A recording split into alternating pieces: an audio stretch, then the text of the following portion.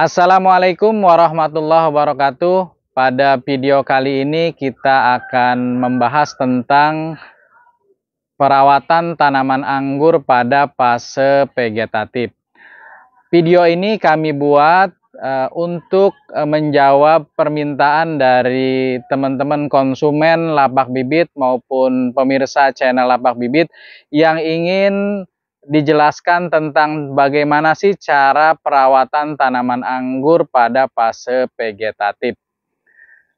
Yang dimaksud dengan fase vegetatif pada video ini adalah pada saat bibit ukuran 50 cm up, kita pindah ke lahan atau kita pindah ke tabulam pot atau ke dalam pot, kemudian sampai dengan cabang tersiernya seukuran sebesar sedotan atau pensil, warnanya kecoklatan dan panjangnya sudah minimal 12 ruas.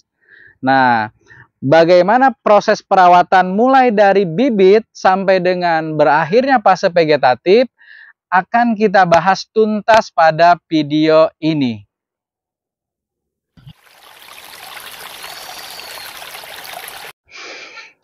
Pemirsa lapak bibit dimanapun berada, sebelum kita melakukan perawatan pada tanaman anggur, penting sekali kita mengetahui anatomi atau bagian-bagian pada tanaman anggur. Nah, ini hal-hal yang perlu kita ketahui pada tanaman anggur. Yang pertama adalah tunas atau pucuknya. Pucuk pada tanaman anggur ini mendeteksi apakah tanaman anggur kita ini sehat atau tidak. Ketika pucuknya aktif, berdaun muda, tidak terserang hama ataupun penyakit, berarti tanaman anggur kita dalam kondisi yang sehat. Kemudian yang kedua yang perlu kita ketahui adalah tunas air.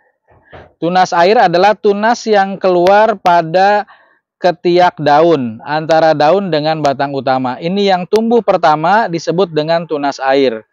Kemudian ada yang disebut dengan mata tunas atau mata bat. Jadi ini ada bagian kecil.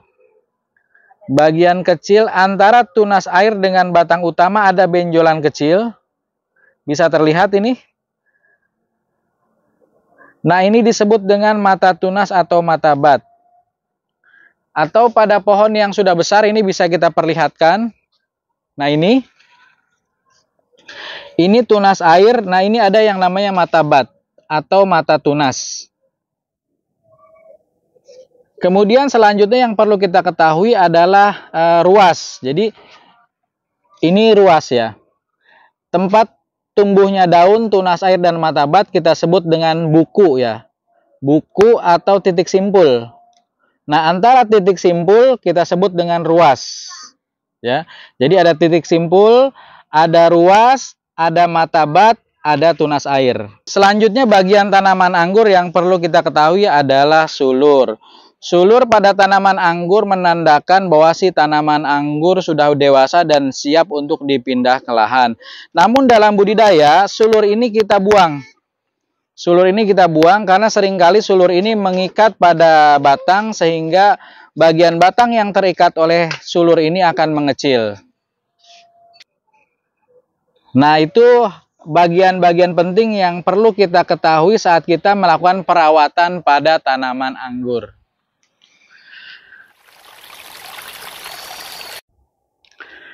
Perawatan yang pertama yang kita lakukan adalah penyiraman. Penyiraman pada tanaman anggur kita lakukan biasanya 2 hari sekali. Kita melakukan penyiraman merata pada bagian media tanam.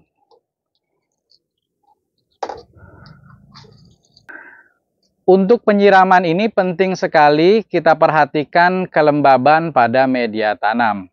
Biasanya pada musim panas kita lakukan penyiraman paling cepat 2 hari sekali. Namun ketika musim hujan, penyiraman biasanya kita lakukan 1 minggu 2 kali.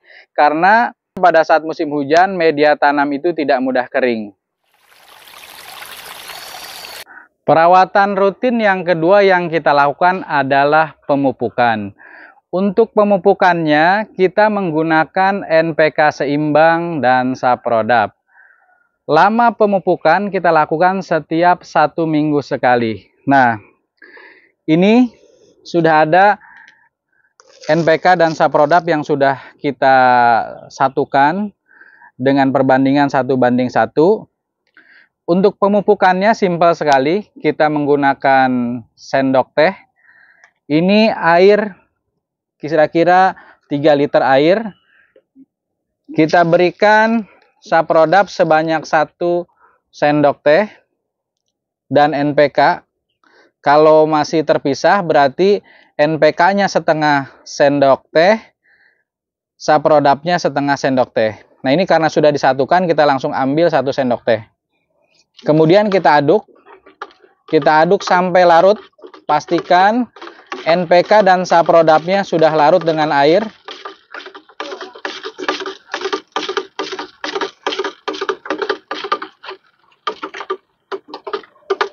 Ini kita aduk-aduk biar larut ya.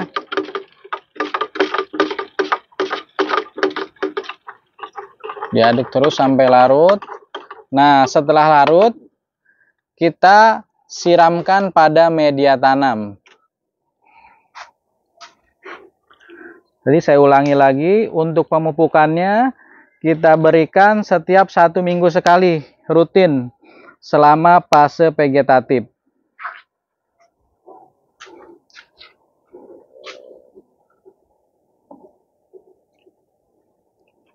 Ini kita siram sampai merata.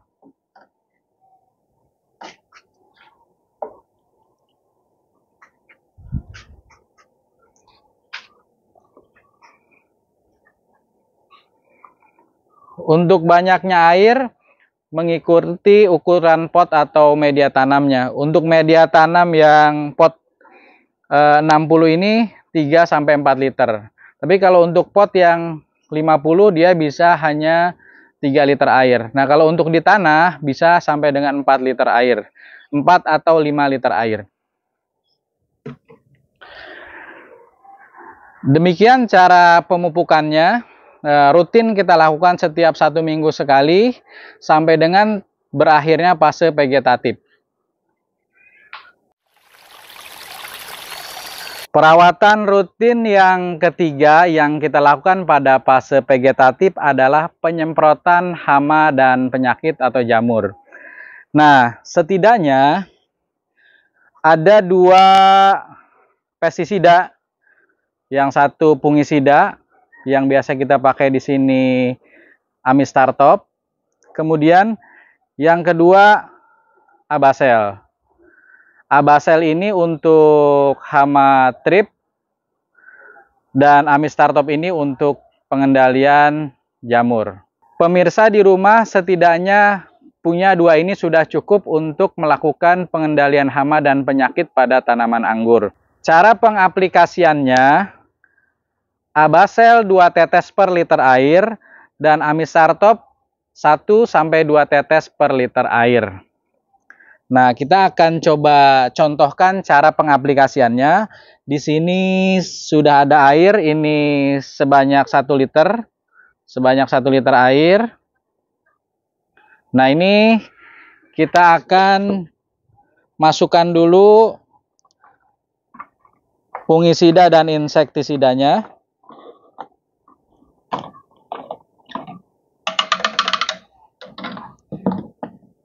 Ini kita akan pakai Amistartopnya 1 tetes saja.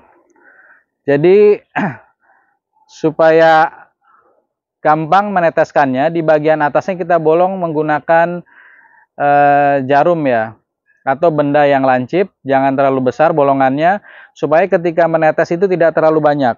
Nah, ini bisa dilihat. Nah, ini kita pakai hanya 1 tetes aja per liter air, cukup. Untuk Amistartopnya. Kemudian Abaselnya 2 tetes. Ini Abaselnya.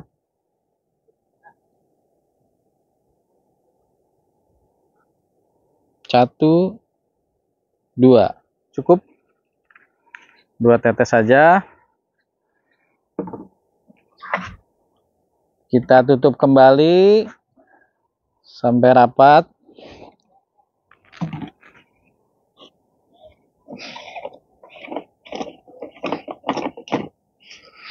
Setelah itu kita kocok-kocok sampai rata ya. Ini sudah dia berbusa ini. Yang penting perlu kita perhatikan adalah saat mengaplikasikannya. Pengaplikasiannya sampai basah merata pada bagian atas daun dan bagian bawah daun. Jadi basah pada bagian atas dan bagian bawah daun.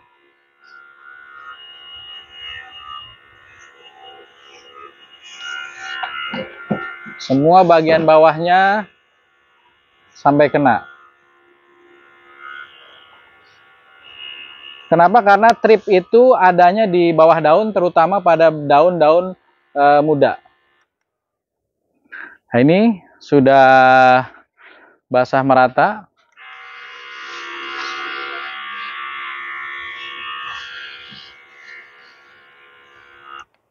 Oke.